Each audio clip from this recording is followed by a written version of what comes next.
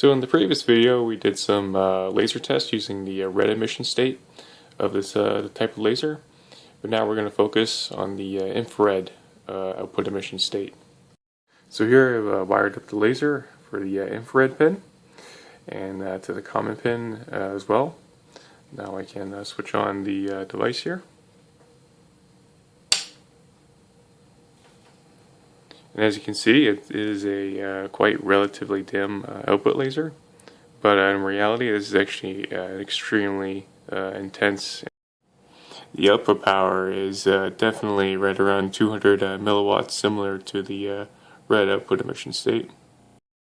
Not only does the infrared output emission have a better distance and range, it also has a burning capabilities.